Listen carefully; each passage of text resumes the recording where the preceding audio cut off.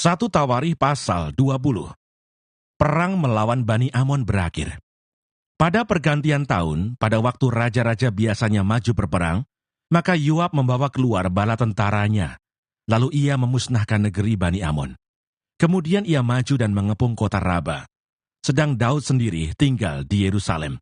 Yoab memukul kalah Raba dan meruntuhkannya. Sesudah itu Daud mengambil mahkota dari kepala raja mereka. Beratnya ternyata setalenta emas, bertahtakan, sebuah batu permata yang mahal. Dan itu dikenakan pada kepala Daud. Juga diangkutnya banyak sekali jarahan dari kota itu. Penduduk kota itu diangkutnya dan dipaksanya bekerja dengan gergaji, penggerek besi dan kapak. Demikianlah juga diperlakukan Daud sebagai kota Bani Amon. Sesudah itu pulanglah Daud dengan seluruh tentara ke Yerusalem. Peperangan melawan orang Filistin. Sesudah itu timbullah pertempuran melawan orang Filistin di Geser. Pada waktu itu, Sibkai orang Husa memukul kalah Sipai, seorang dari keturunan raksasa, dan mereka ditundukkan. Maka terjadilah lagi pertempuran melawan orang Filistin. Lalu Elhanan bin Yair menewaskan Lahmi, saudara Goliat, orang Gad itu, yang gagang tombaknya seperti pisa, tukang tenun. Lalu terjadi lagi pertempuran di Gad, dan di sana ada seorang yang tinggi perawakannya, yang tangannya dan kakinya masing-masing berjari 6, 24 seluruhnya. Juga orang ini termasuk keturunan raksasa. Ia mengolok-olok orang Israel. Maka Yonatan anak Simea, kakak Daud, menewaskannya. Orang-orang ini termasuk keturunan raksasa di Gad. Mereka tewas oleh tangan Daud dan oleh tangan orang-orangnya. 1 Tawarikh pasal 21. Pendaftaran dan hukuman. Iblis bangkit melawan orang Israel, dan ia membujuk Daud untuk menghitung orang Israel. Lalu berkatalah Daud kepada Yoab dan kepada para pemuka rakyat, "Pergilah, hitunglah orang Israel dari Berseba sampai Dan, dan bawalah hasilnya kepadaku, supaya aku tahu jumlah mereka." Lalu berkatalah Yoab, "Kiranya Tuhan menambahi rakyatnya 100 kali lipat daripada yang ada sekarang. Ya Tuanku Raja, bukankah mereka sekalian hamba-hamba Tuanku? Mengapa Tuanku menuntut hal ini? Mengapa orang Israel harus menanggung kesalahan oleh karena hal itu?" Namun titah raja itu terpaksa diikuti oleh Yoab. Maka pergilah Yoab menjelajahi seluruh Israel, kemudian kembali ke Yerusalem. Lalu Yoab memberitahukan kepada Daud hasil pendaftaran rakyat. Di antara seluruh orang Israel, ada 1.100.000 orang yang dapat memegang pedang. Dan orang Yehuda ada 470.000 orang yang dapat memegang pedang. Orang Lewi dan Benyamin tidak dimasukkannya dalam pendaftaran, sebab titah raja itu dianggap keji oleh Yoab. Tetapi hal itu jahat di mata Allah, sebab itu dihajarnya orang Israel. Lalu berkatalah Daud kepada Allah, "Aku telah sangat berdosa karena melakukan hal ini. Maka sekarang jauhkanlah kiranya kesalahan hamba-Mu, sebab perbuatanku itu sangat bodoh." Tetapi berfirmanlah Tuhan kepada Gad, pelihat Daud, "Pergilah, katakanlah kepada Daud, beginilah firman Tuhan. 3 perkara kuhadapkan kepadamu. Pilihlah salah satu daripadanya, maka aku akan melakukannya kepadamu." Kemudian datanglah Gad kepada Daud, lalu berkatalah ia kepadanya, "Beginilah firman Tuhan, haruslah engkau memilih 3 tahun kelaparan atau 3 bulan lamanya melarikan diri dari hadapan lawanmu. Sedang pedang musuhmu menyusul engkau, atau 3 hari pedang Tuhan, yakni penyakit sampar ada di negeri ini, dan malaikat Tuhan mendatangkan kemusnahan di seluruh daerah orang Israel. Maka sekarang timbanglah jawab apa yang harus kusampaikan kepada yang mengutus aku." Lalu berkatalah Daud kepada Gad, "Sangat susah hatiku. Biarlah kiranya aku jatuh ke dalam tangan Tuhan, sebab sangat besar kasih sayangnya. Tetapi janganlah aku jatuh ke dalam tangan manusia." Jadi Tuhan mendatangkan penyakit sampar kepada orang Israel, maka tewaslah dari orang Israel 70.000 orang. Pula Allah mengutus malaikat ke Yerusalem untuk memusnahkannya, dan ketika hendak dimusnahkannya, maka Tuhan melihatnya, lalu menyesallah ia karena malapetaka yang hendak didatangkannya itu. Lalu berfirmanlah ia kepada malaikat pemusnah itu, "Cukup, turunkanlah sekarang tanganmu itu." Pada waktu itu malaikat Tuhan itu sedang berdiri dekat tempat pengirikan Ornan, orang Yebus.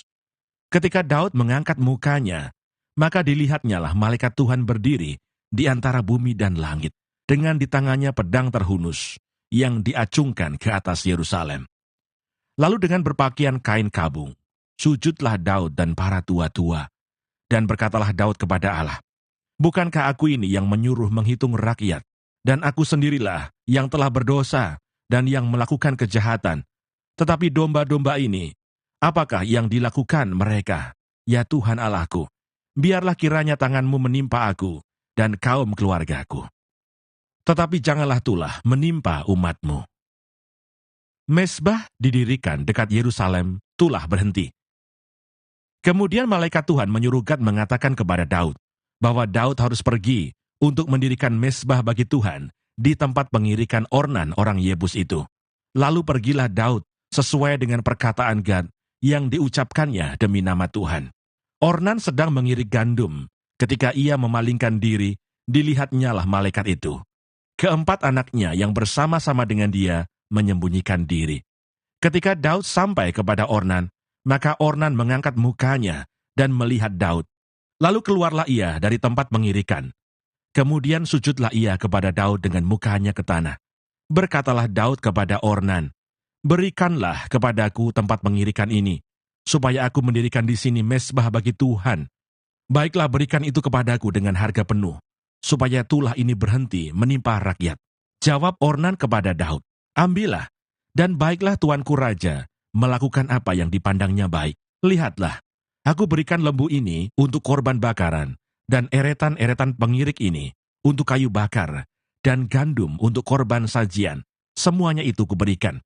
Tetapi berkatalah Raja Daud kepada Ornan, "Bukan begitu, melainkan aku mau membelinya dengan harga penuh. Sebab aku tidak mau mengambil milikmu untuk Tuhan, dan tidak mau mempersembahkan korban bakaran dengan tidak membayar apa-apa." Maka Daud memberikan kepada Ornan sebagai bayaran tempat itu emas seberat 600 shikal. Lalu Daud mendirikan di sana mezbah bagi Tuhan, mempersembahkan korban bakaran dan korban keselamatan, dan memanggil Tuhan.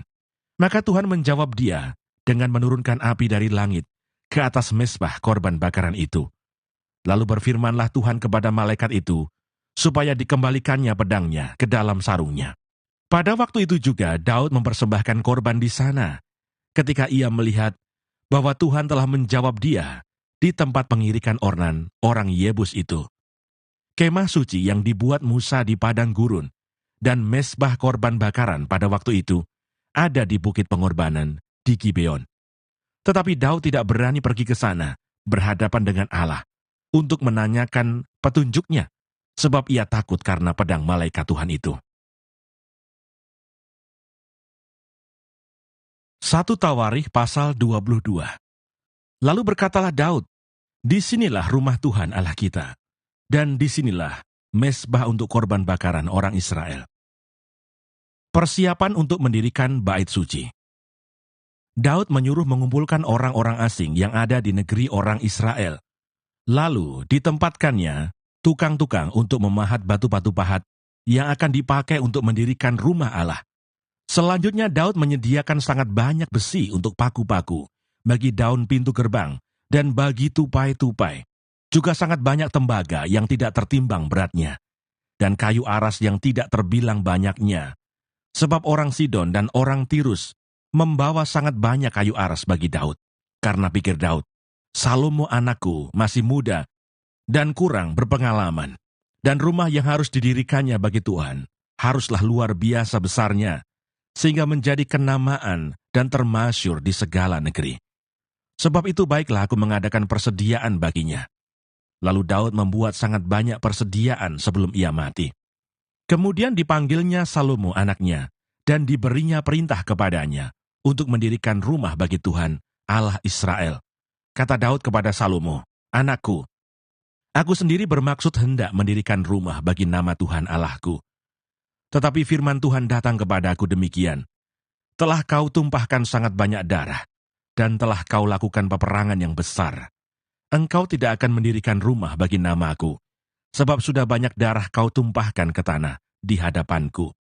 Sesungguhnya, seorang anak laki-laki akan lahir bagimu. Ia akan menjadi seorang yang dikaruniai keamanan. Aku akan mengaruniakan keamanan kepadanya dari segala musuhnya di sekeliling. Ia akan bernama Salomo. Sejahtera dan sentosa akan kuberikan atas Israel pada zamannya. Dialah yang akan mendirikan rumah bagi nama-Aku, dan dialah yang akan menjadi anakku, dan aku menjadi bapaknya. Aku akan mengokohkan tahta kerajaannya atas Israel sampai selama-lamanya. Maka sekarang, hai anakku, Tuhan kiranya menyertai engkau, sehingga engkau berhasil mendirikan rumah Tuhan Allahmu, seperti yang difirmankannya mengenai engkau.